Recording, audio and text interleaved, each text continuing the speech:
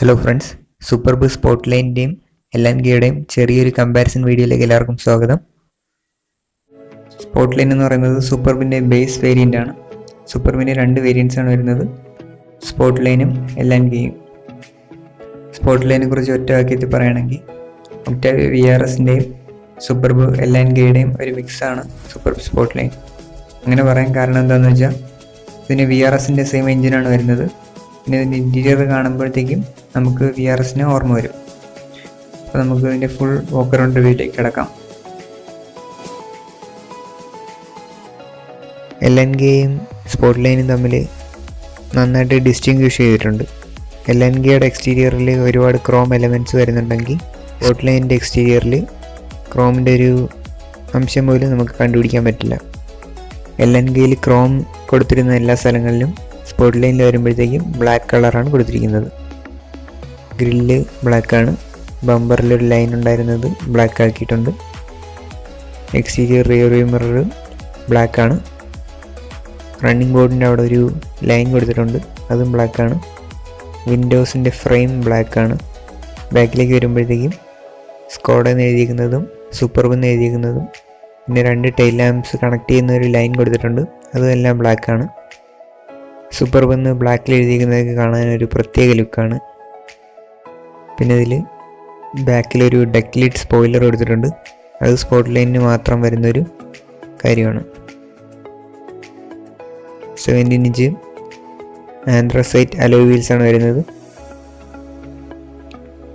4 വീലിലും disk breaks ആണ് വരുന്നത്.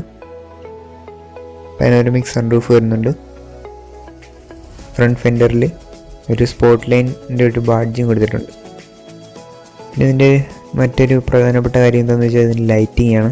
Full LED head ലാംപ്സും LED ഫോഗ് ലാംപ്സും LED ടൈൽ ലാംപ്സും ആണ് വരുന്നത്. കോർണറിങ് ഫംഗ്ഷനുള്ള ഫോഗ് ലാംപ്സ് ആണ്. സൂപ്പർബ് വഴി കൂടെ പോയി കഴിഞ്ഞാൽ നമ്മൾ ഉറപ്പായിട്ടും അതിനെ ശ്രദ്ധിക്കും. അതിൻ്റെ ഒരു പ്രധാനപ്പെട്ട ഒരു കാരണം അതിൻ്റെ ഈ LED DRL തന്നെയാണ്. ഭയങ്കര ഒരു അട്രാക്ഷനാണ് അത് കാണുമ്പോഴത്തേക്കും. പിന്നെ ഇതിൻ്റെ ഹെഡ് ലാംപ്സ് ഭയങ്കര അറ്റൻഷൻ ടു ഡീറ്റെയിൽ കൊടുത്തിരിക്കുന്ന ഹെഡ് ലാംപ്സ് ആണ്. നമ്മൾ സൈഡിൽ നിന്നൊക്കെ നോക്കുമ്പോഴത്തേക്കും അതിൻ്റെ ഒരു ലുക്ക് എന്ന് പറയുന്നത് ഭയങ്കര അവോയ്ഡ് ചെയ്യാൻ പറ്റാത്തൊരു കിടിലൻ ലുക്കാണ്. അതിനകത്ത് ശ്രദ്ധിച്ച് നോക്കിക്കഴിഞ്ഞാൽ സ്കോഡ ക്രിസ്റ്റൽ ലൈറ്റിംഗ് എന്ന് എഴുതിയിരിക്കുന്നത് കാണാം. അതുപോലെ തന്നെ ടൈൽ ലാമ്പും ഇൻഡിക്കേറ്ററൊക്കെ കത്തുന്ന രീതി നല്ല രസമാണ് കാണാൻ. ഇൻറ്റീരിയറിലേക്ക് വരുമ്പം ആദ്യം നമുക്ക് ഡോറിൽ നിന്ന് തന്നെ തുടങ്ങാം. ഡോറിൽ ഒരു ഹോള് കാണാൻ പറ്റും, അത് അംബ്രല്ല വെറ്റ് കേസാണ്. സൂപ്പർബ് വാങ്ങിക്കുമ്പോഴത്തേക്കും അതിനകത്ത് നമുക്കൊരു അംബ്രല്ല കിട്ടുന്നുണ്ട്. അപ്പോൾ അത് നമുക്ക് നനഞ്ഞാലും ആ ഹോളിൻ്റെ അകത്ത് വയ്ക്കാൻ പറ്റും, അതിനാണ് ആ ഹോള്. പിന്നെ ഡോർ പാഡിൽ എല്ലാ വണ്ടിക്കും വരുന്നത് പോലെ പവർ വിൻഡോയുടെ സ്വിച്ചസും മിററിൻ്റെ കൺട്രോൾസും കൊടുത്തിട്ടുണ്ട്. സൂപ്പർബിൽ കൂടുതലായിട്ട് എന്താണ് വരുന്നതെന്ന് വെച്ചാൽ എല്ലാ വിൻഡോസും വൺ ടച്ച് ഓപ്പറേഷനാണ്. പിന്നെ മിറേഴ്സിൻ്റെ കാര്യം പറയുമ്പം എല്ലാ മിറേഴ്സും ഓട്ടോ ഡിമ്മിങ് ഫങ്ഷനുള്ള മിറേഴ്സാണ്. മാത്രമല്ല ഔട്ട്സൈഡ് റിയർ വ്യൂ മിററിന് ഹീറ്റിംഗ് ഫങ്ഷനുണ്ട്. മിററിൽ വെള്ളമൊക്കെ പറ്റിയിരിക്കുകയാണെങ്കിൽ നമ്മൾ ഡീഫഗർ ഓൺ ആക്കി കഴിഞ്ഞാൽ വെള്ളമൊക്കെ പൊയ്ക്കോളും. പിന്നെ ഉള്ള ഈ രണ്ട് സ്വിച്ചസ് എന്ന് പറഞ്ഞാൽ ബാക്കിലെ രണ്ട് ഡോർസ് നമുക്ക് ഇൻഡിവിജ്വലായിട്ട് ചൈൽഡ് ലോക്ക് ചെയ്യാൻ പറ്റും. ഇപ്പം ഒരു സൈഡിലൊരു കുട്ടിയും മറ്റേ സൈഡിലൊരു അഡൽട്ടുമാണ് ഇരിക്കുന്നതെങ്കിൽ നമുക്ക് ഒരു സൈഡിലെ ഡോർ മാത്രം നമുക്ക് ചൈൽഡ് ലോക്ക് ചെയ്യാനുള്ള ഓപ്ഷനുണ്ട്. പിന്നെ ഇതിൻ്റെ സീറ്റ്സ് വരുന്നത് VRSന് വരുന്ന സെയിം സീറ്റ്സാണ്. ആൽക്കാൻഡ്ര ലെതർ സീറ്റ്സാണ്. വളരെ സ്പോർട്ടി ആയിട്ടുള്ള സീറ്റ്സാണ്. VRSൻ്റെ സീറ്റ്സും സ്പോട്ട്ലൈൻ്റെ സീറ്റ്സുമായിട്ടുള്ള വ്യത്യാസം എന്താണെന്ന് വെച്ചാൽ VRSൻ്റെ സീറ്റ്സിൽ റെഡ് സ്റ്റിച്ചിങ് ആണ് വന്നിരുന്നത്. സ്പോട്ട്ലൈൻ്റെ സീറ്റിൽ വൈറ്റ് സ്റ്റിച്ചിങ് ആണ് വരുന്നത്. VRSൻ്റെ സീറ്റിൽ VRS ബാഡ്ജിങ് ഉണ്ടായിരുന്നു. സ്പോട്ട്ലൈൻ്റെ സീറ്റിൽ ബാഡ്ജിങ് ഒന്നുമില്ല. 12 ഇലക്ട്രിക്കലി അഡ്ജസ്റ്റബിൾ സീറ്റ്സ് ആണ് വരുന്നത്. 3 മെമ്മറി ഫംഗ്ഷനും കൊടുത്തിട്ടുണ്ട്. Steering wheel flat bottom steering വീലാണ് വരുന്നത്. ഇതും VRSന് വരുന്ന സെയിം യൂണിറ്റാണ് ഇതിലും വരുന്നത്. ആകെയുള്ള വ്യത്യാസം എന്താണെന്ന് വെച്ചാൽ റെഡ് സ്റ്റിച്ചിങ് ഇല്ല, VRS ബാഡ്ജിങ്ങും ഇല്ല, പകരം വൈറ്റ് സ്റ്റിച്ചിങ് ആണ് വരുന്നത്. സ്റ്റിയറിങ്ങിനകത്ത് ഓഡിയോ കൺട്രോൾസ് കൊടുത്തിട്ടുണ്ട്, റിവേഴ്സ് ക്യാമറ ആക്ടിവേറ്റ് ചെയ്യാനുള്ള സ്വിച്ച് കൊടുത്തിട്ടുണ്ട്. പിന്നെ ഇൻറ്റീരിയറിൻ്റെ മറ്റൊരു പ്രത്യേകത എന്താണെന്ന് വെച്ചാൽ നമ്മളെ വളരെയധികം ലക്ഷറിയിൽ പൊതിയുന്നൊരു ഇൻറ്റീരിയറാണ്. ഇതിൻ്റെ ഇൻറ്റീരിയറിൽ നമ്മൾ എവിടെ തൊട്ടാലും ആ ഒരു ലക്ഷറി നമുക്ക് അനുഭവിച്ചറിയാൻ പറ്റും. പിന്നെ ഇതിൻ്റെ ഇൻറ്റീരിയർ വരുന്നത് ആന്ത്രസൈറ്റ് കളറുള്ള ഇൻറ്റീരിയേഴ്സാണ്. ഇടയ്ക്കിടയ്ക്ക് കാർബൺ ഫൈബറിൻ്റെ ഇൻസേർട്ട്സും നമുക്ക് കാണാൻ പറ്റും. ഒരു എക്സാമ്പിൾ പറയുകയാണെങ്കിൽ ഈ ഡോർ പാഡിൽ ഉപയോഗിച്ചിരിക്കുന്ന ഈ മെറ്റീരിയലൊക്കെ എനിക്ക് വളരെയധികം ഇഷ്ടപ്പെട്ട്. അത് നമുക്കിങ്ങനെ ചുമ്മാ കൈ ഓടിക്കാൻ തന്നെ വളരെയധികം ഒരു ഫീലുണ്ട്. അതേപോലെ നമ്മൾ കപ്പ് ഹോൾഡറിൻ്റെ ലിഡ് ഓപ്പൺ ചെയ്യുന്നത് അതൊക്കെ വളരെയധികം ലക്ഷറീസ് ആണ്. പിന്നെ ഗ്ലോ ബോക്സ് ഒക്കെ തുറന്നു വരുന്ന രീതിയൊക്കെ ഒരു പ്രത്യേക രീതിയാണ്. സ്ലോ മോഷനിലാണ് തുറന്നു വരുന്നത്. പിന്നെ ചാർജിങ് സോക്കറ്റിൻ്റെ അവിടെ ഉള്ള ഒരു റബ്ബർ പോലത്തെ ഒരു മെറ്റീരിയലാണ് അവിടെ കൊടുത്തിരിക്കുന്നത്. അത് ഒരു ലക്ഷറിയസ് ആയിട്ടുള്ള ടച്ചാണ്. പിന്നെ ഇടയ്ക്ക് പിയാനോ ബ്ലാക്ക് ഫിനിഷിങ് കൊടുത്തിട്ടുണ്ട്. സെൻറ്റർ കൺസോളിൽ 20.3 സെൻറ്റിമീറ്റർ സൈസ് വരുന്ന ടച്ച് സ്ക്രീൻ ഇൻഫോർടൈൻമെൻറ്റ് സിസ്റ്റമാണ് കൊടുത്തിരിക്കുന്നത്. മെറ്റീരിയൽസ് എല്ലാം യൂസ് ചെയ്തിരിക്കുന്നതെല്ലാം വളരെ ഹൈ ക്വാളിറ്റി മെറ്റീരിയൽസാണ്. നമ്മൾ ഡ്രൈവർ സൈഡിൽ വാനിറ്റി മിറർ കൊടുത്തിട്ടുണ്ട്. അത് നമ്മൾ തുറന്നിട്ട് ആ മിറർ ഇങ്ങനെ ഓപ്പൺ ചെയ്യുമ്പോൾ മാത്രമാണ് അതിൻ്റെ മുകളിലുള്ള LED ലൈറ്റ് കത്തുന്നത്.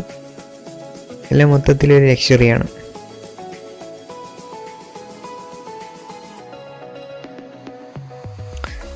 പിന്നെ എടുത്തു പറയേണ്ട വേറൊരു കാര്യം ഇതിൻ്റെ ആംബിയൻറ്റ് ലൈറ്റിംഗ് ആണ്. 10 കളറിലുള്ള ആംബിയൻറ്റ് ലൈറ്റ്സ് ഇതിനകത്ത് വരുന്നുണ്ട്.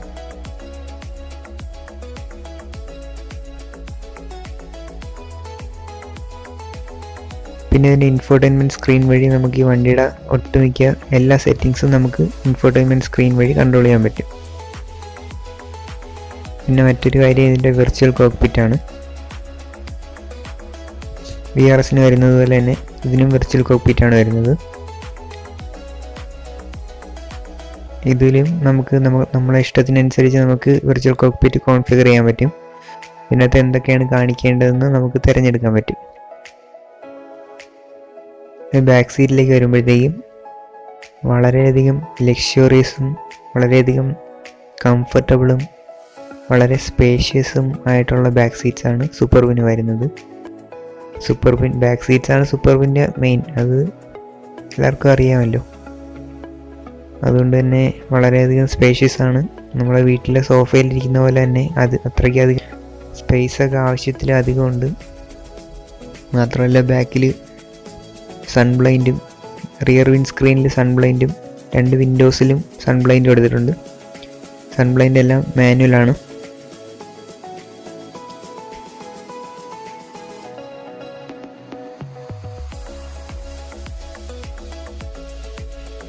ഇനി സ്പോട്ട് ലൈനിന് വരുന്നതും LNGക്ക് വരാത്തതായിട്ടുള്ള കുറച്ച് ഫീച്ചേഴ്സ് പറയാം. സ്പോട്ട് ലൈനിന് മാത്രമാണ് ഈ ബ്ലാക്ക് കളറിലുള്ള ആൽക്കാൻഡ്ര ലെതർ സീറ്റ്സ് വരുന്നത്. അതേപോലെ ഫ്ലാറ്റ് ബോട്ടം സ്റ്റിയറിംഗ് സ്പോട്ട് ലൈനിന് മാത്രമാണ് വരുന്നത്. വിർച്വൽ കോക്ക്പിറ്റും സ്പോട്ട് ലൈനിന് മാത്രമാണ് വരുന്നത്. കാർബൺ ഫൈബർ ഇൻസേർട്ട്സും സ്പോട്ട് ലൈനിന് മാത്രമാണ് വരുന്നത്. ഇൻറ്റീരിയറിൽ ആന്ത്രസൈറ്റ് കളർ സ്പോട്ട് ലൈനിന് മാത്രമാണ് വരുന്നത്. LNGക്ക് വരുന്നത് ബ്ലാക്കും ബീജും കളറുള്ള ഡാഷ്ബോർഡാണ്. ഇനി LNGക്ക് വരുന്നതും സ്പോട്ട് ലൈനിന് വരാത്തതായിട്ടുള്ള കുറച്ച് ഫീച്ചേഴ്സ് പറയാം. ആദ്യമായിട്ട് സ്പോട്ട് ലൈനിൽ ഡ്രൈവിംഗ് മോഡ്സ് വരുന്നില്ല. LNGയിൽ നമുക്ക് 3 ഡ്രൈവിംഗ് മോഡ്സ് സെലക്ട് ചെയ്യാനുള്ള ഓപ്ഷൻ ഉണ്ടായിരുന്നു: എക്കോ, നോർമൽ, സ്പോർട്ട്. അതുകൂടാതെ ഇൻഡിവിജ്വലായിട്ട് നമുക്ക് സ്റ്റിയറിങ്ങിന് 2 സെറ്റിങ് അങ്ങനെയൊക്കെ സെലക്ട് ചെയ്യാനുള്ള ഓപ്ഷൻ ഉണ്ടായിരുന്നു. സ്പോട്ട് ലൈനിൽ അത് വരുന്നില്ല. LNGക്ക് ബാക്കിലിരുന്നുകൊണ്ട് തന്നെ ഫ്രണ്ടിലെ പാസഞ്ചർ സീറ്റ്സ് ഓപ്പറേറ്റ് ചെയ്യാനുള്ളൊരു ഓപ്ഷൻ LNGയിലുണ്ടായിരുന്നു. ബോസ് ബട്ടൺ എന്നാണ് അതിന് പറയുന്നത്. സ്പോർട്ട് ലൈനിൽ അത് വരുന്നില്ല. സ്പോർട്ട് ലൈനിൽ വെന്റിലേറ്റഡ് സീറ്റ്സ് കൊടുത്തിട്ടില്ല. അതൊരു വല്ലാത്തൊരു സ്ട്രേഞ്ച് ആയിട്ടുള്ളൊരു ഒമിഷനായിട്ട് എനിക്ക് തോന്നി. ഇതിന് മറ്റൊരു സ്ട്രേഞ്ച് ആയിട്ടുള്ള ഒമിഷൻ എന്താണെന്ന് വെച്ചാൽ ടയർ പ്രഷർ മോണിറ്ററിങ് ഇല്ല എന്നുള്ളതാണ്. ഞാൻ ബ്രോഷർ വായിച്ചപ്പോഴാണ് അത് അറിയാൻ കഴിഞ്ഞത്. അതും വളരെ സ്ട്രേഞ്ച് ആയിട്ടുള്ളൊരു ഒമിഷനാണ്. അത് ഇതിൻ്റെക്കാളും 2 സെഗ്മെൻറ്റ് താഴെയുള്ള വണ്ടികളിൽ വരെ വരുന്ന ഫീച്ചേഴ്സാണ് ഈ വെന്റിലേറ്റഡ് സീറ്റ്സും ടയർ പ്രഷർ മോണിറ്ററിങ്ങും ഒക്കെ. അപ്പോൾ അത് സ്പോർട്ട് ലൈനിൽ നിന്ന് ഒഴിവാക്കിയത് അത് വളരെ സ്ട്രേഞ്ച് ആയിട്ട് തോന്നി. പിന്നെ LNGയിൽ ബൂട്ട് തുറക്കാനായിട്ടൊരു വിർച്വൽ പെഡൽ കൊടുത്തിട്ടുണ്ട്. നമ്മൾ ബാക്കിലിങ്ങനെ നമ്മുടെ കാലുകൊണ്ട് സ്വൈപ്പ് ചെയ്യുമ്പോഴത്തേക്ക് വണ്ടിയുടെ അടിയിൽ സ്വൈപ്പ് ചെയ്യുമ്പോഴത്തേക്ക് ബൂട്ട് തുറക്കും. അത് സ്പോർട്ട് ലൈനിൽ കൊടുത്തിട്ടില്ല. LNGയിൽ വരുന്നത് ക്യാൻഡൻ്റെ 11 സ്പീക്കർ ഓഡിയോ സിസ്റ്റമാണ്. അതുകൂടാതെ ഒരു സബ് വൂഫറും ഉണ്ട്. സ്പോർട്ട് ലൈനിൽ വരുന്നത് ഒരു 8 സ്പീക്കർ ഓഡിയോ സിസ്റ്റമാണ്. ബാക്ക് സീറ്റിൽ നാപ്പ് പാക്കേജ് വരുന്നത് LNGയിൽ മാത്രമാണ്.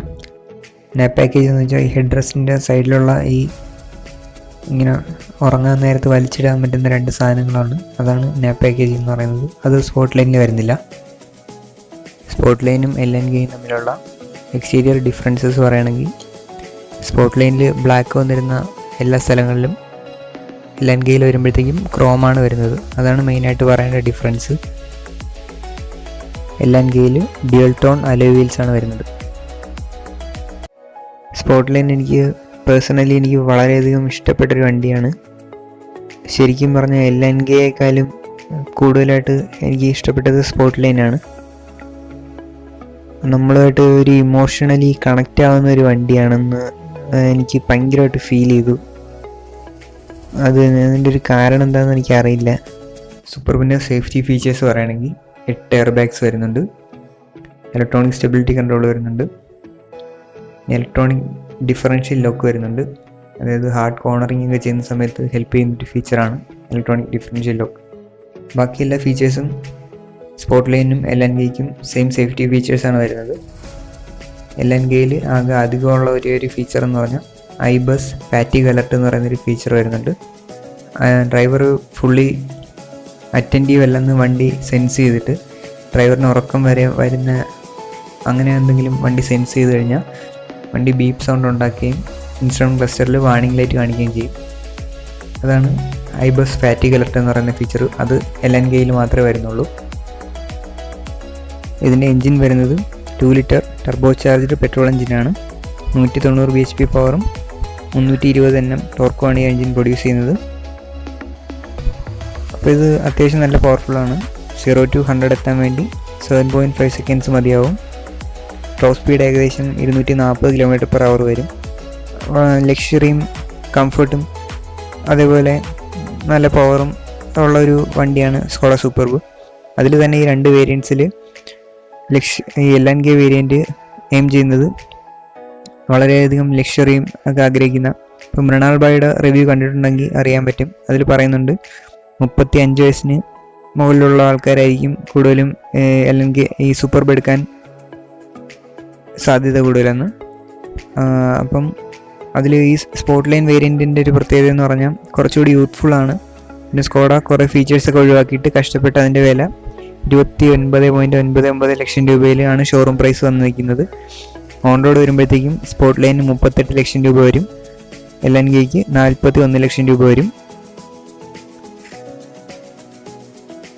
അപ്പം രണ്ടും കൂടി കമ്പയർ ചെയ്യുമ്പോഴത്തേക്കും ഏതാണ് നിങ്ങളുടെ ടേസ്റ്റിന് പറ്റുന്നതും നോക്കിയിട്ട് ആ വണ്ടി എടുക്കാവുന്നതാണ്. ഞാൻ LNGയുടെ ഒരു റിവ്യൂ ഞാൻ നേരത്തെ ചെയ്തിട്ടുണ്ട്. ഞാൻ ടെസ്റ്റ് ഡ്രൈവ് ചെയ്തിരുന്നു. വളരെ നല്ല വണ്ടിയാണ്. അപ്പം ആ വീഡിയോ കണ്ടിട്ടില്ലാത്തവർ ആ വീഡിയോയും കൂടെ ഒന്ന് കാണണം. ഞാൻ അതിൻ്റെ ലിങ്ക് ഡിസ്ക്രിപ്ഷനിൽ ഇട്ടേക്കാം. എനിക്ക് രണ്ട് വണ്ടിയും എനിക്ക് റിവ്യൂ ചെയ്യാനായിട്ട് പ്രൊവൈഡ് ചെയ്തത് ട്രിവാൻഡ്രത്തുള്ള മലയാളം സ്ക്വാഡാണ്. അവരോടൊരു സ്പെഷ്യൽ താങ്ക്സ്. അപ്പോൾ ഞാൻ അവരുടെ നമ്പർ ഞാൻ ഡിസ്ക്രിപ്ഷനിൽ ഇട്ടേക്കാം. വണ്ടിയുടെ ബ്രോഷർ ഡൗൺലോഡ് ചെയ്യാനുള്ള ലിങ്ക് ഞാൻ ഡിസ്ക്രിപ്ഷനിൽ ഇട്ടേക്കാം. Okay friends, thank you for watching. By.